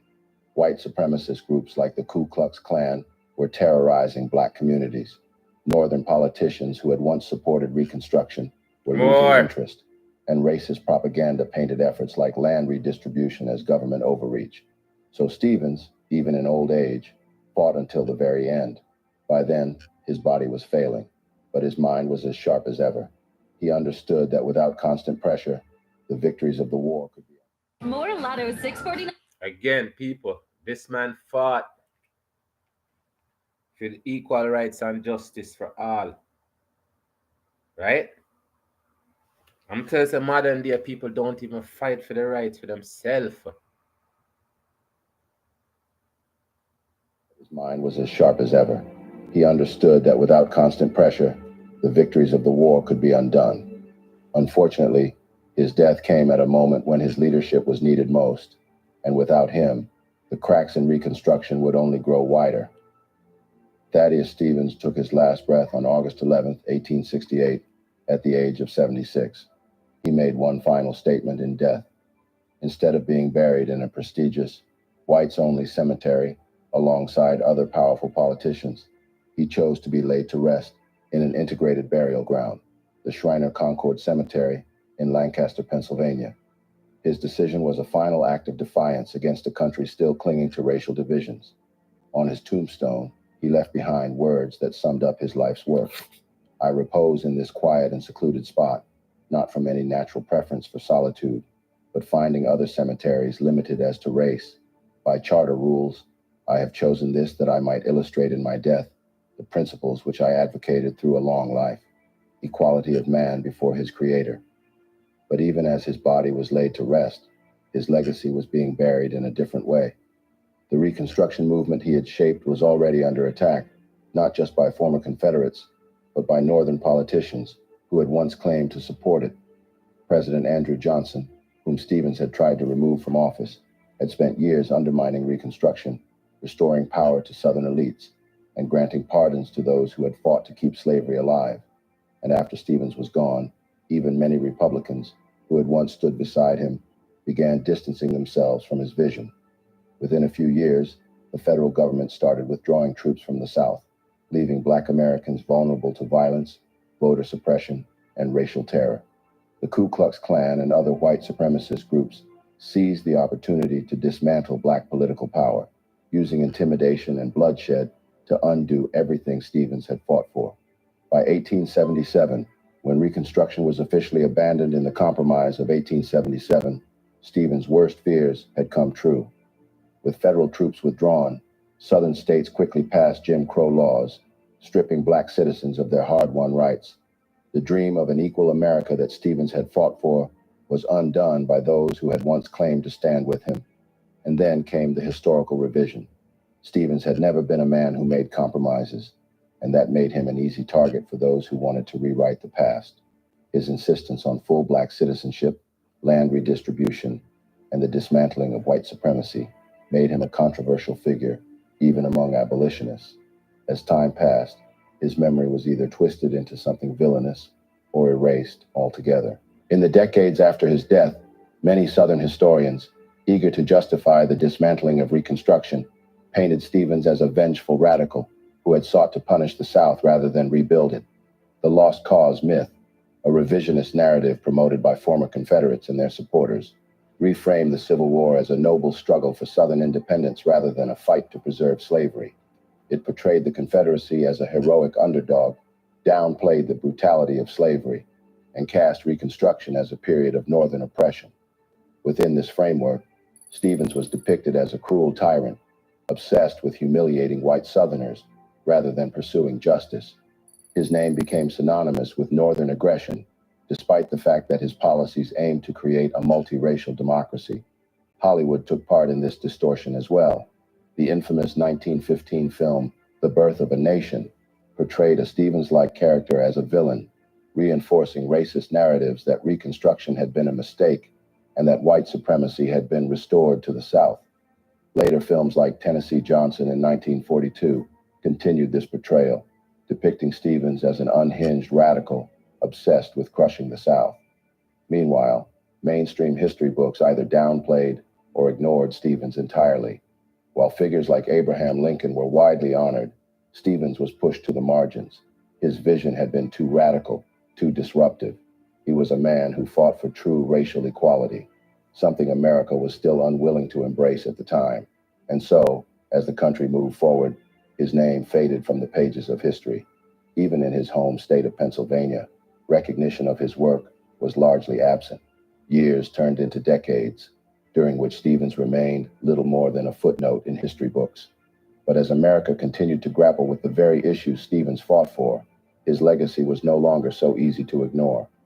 The civil rights movement of the 1950s and 1960s reignited interest in the Reconstruction era, and with it, a new wave of historians began reassessing Stevens.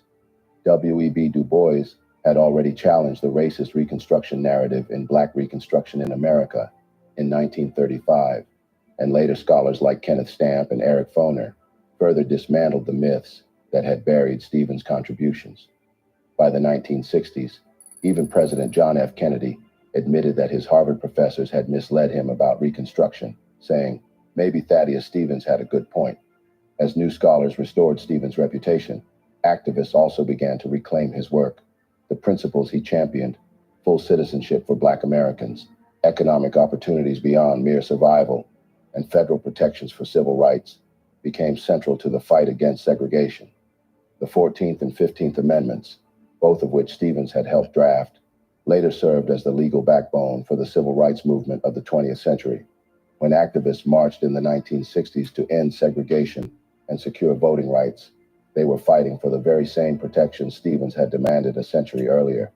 His call for land redistribution even resurfaced in conversations about reparations, as modern scholars pointed out that the racial wealth gap could have been drastically different had Stevens' policies been enacted. In recent years, efforts to honor Stevens have gained momentum. In 2002, Lancaster, Pennsylvania, officially designated his grave as a historic landmark. And in 2022, a long overdue statue of Stevens was unveiled in Gettysburg, Pennsylvania, standing in front of the Adams County Courthouse, holding a copy of the 14th Amendment. The Thaddeus Stevens and Lydia Hamilton Smith Center for History and Democracy is also in development, located at the restored site of his former home and law office in Lancaster.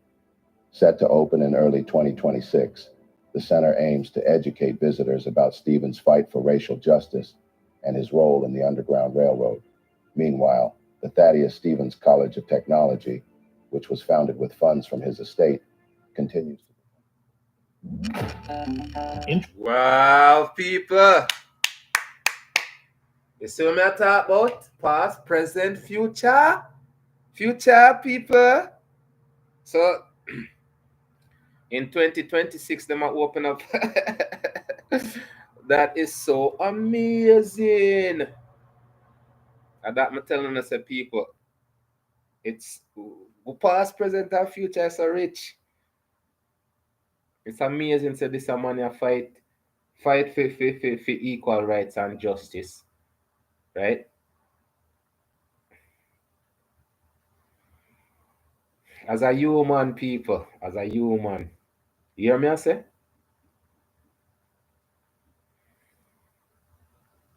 As we proceed, people. College of Technology, which was founded with funds from his estate, continues to provide free education to low-income students, one of the few lasting institutions that fulfilled his vision of social uplift. Beyond statues and museums, Stevens' influence continues to shape modern debates. Legal scholars and civil rights activists frequently cite his work when discussing voter suppression, racial justice, and constitutional protections. The 14th Amendment's Equal Protection Clause, which Stevens fought to include, has been invoked in cases ranging from school desegregation to marriage equality. His arguments during the impeachment of Andrew Johnson have also been referenced in recent congressional proceedings, as lawmakers look to Stevens' legacy in holding presidents accountable. But even as more people begin to acknowledge his contributions, there is still a long way to go. The fight Stevens waged is far from over. Voter suppression laws, economic inequality, and systemic racism remain deeply embedded in American society. The same arguments he faced and the same resistance to racial progress still appear in different forms. Stevens understood that real justice requires dismantling the structures that uphold inequality, and revisiting his legacy affirms that the fight he devoted his life to continues. He may have been buried in the past, but his legacy refuses to stay there. The America Stevens fought for, a country where equality isn't just written into law, but actively enforced, still hasn't fully arrived. But as long as people continue to fight for it, his vision remains very much alive. The fact that his name was nearly erased makes you wonder how many other figures who fought for justice have been forgotten simply because their views didn't align with those in power. Share your thoughts in the comments to keep the That's the truth. Wonderful, wonderful, wonderful story, people. Wonderful story. I say, okay, look on it. I'm telling you, said, look. If we did really understand how important it is for care for ourselves, right? Look on this one here. This man he's a Mr. Orange, but them call him a white man. But him fight for equal rights and justice, like a white man supposed to fight for equal rights and justice. The same way a black man, China man, every race is supposed to fight for equal rights and justice. But me say, why would you fight for a people who don't fight for themselves? The man say him know what they feel like to be treated a certain way. You see the people that treat other a certain way, and that me say them not have no feelings. They don't. That's why they can't do that. That's the first thing you have to lose are your feelings. You might have a wife, you might have a husband, you might have a dog and a cat, but you don't have no feelings. Because how you can turn on feelings to your cat and your dog and you can't turn on feelings to a next human. That no sick, that no mad. People me say, this man, because when I read some of the things them from before, right? So um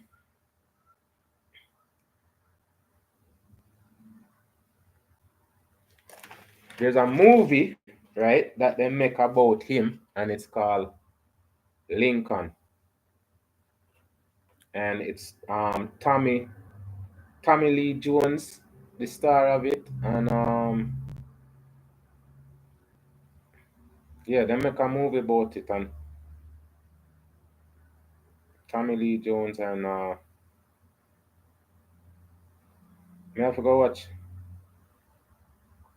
Me have to go watch the movie. Come telling you, say, people, the very history is filled with so much adventure, real life adventure. Some of it not no all beautiful, but it's still amazing. This is a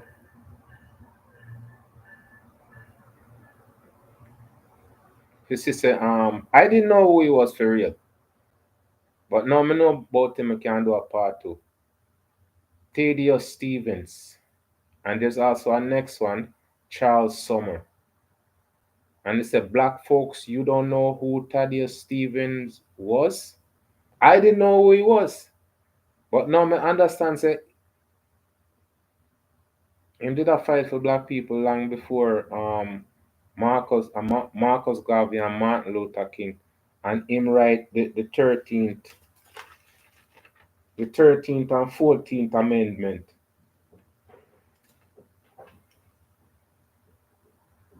It's crazy, people.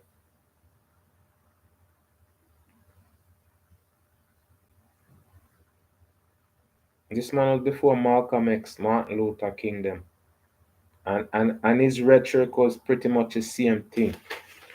So even the 40 acres and a mule, I never know said them get it from them get it from him.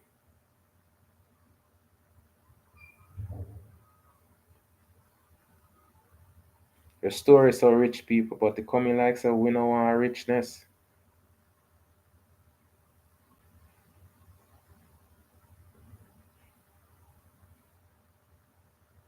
It's amazing. As we proceed, people, again, I said there's a couple more people what I'm telling you that used to fight for equal rights and justice throughout, right? Because I'm say there's two other people. May I look on the information them, and there's a next one. I'm gonna tell you say I can find people throughout history.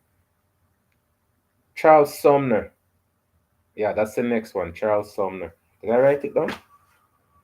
People, I'm tell you say I'm gonna get a book, a page and 1.5 page. Yeah, I did write down John Brown. There's a John Brown, right? There's a Charles Sumner too. There's William Lloyd Garrison, and then there's the movie Lincoln.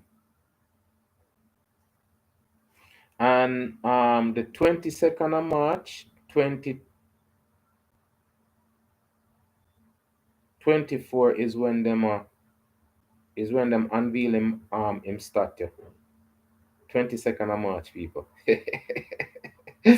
And this year, and it's March this year. Huh? Coincidence, people? Of course it's coincidence. People, thank you so much for stopping by. I'm telling you, our story is so rich and so eye-opening. And I open my eye too. Meanwhile, I have so much fun. People, there is always more to come. I'm out.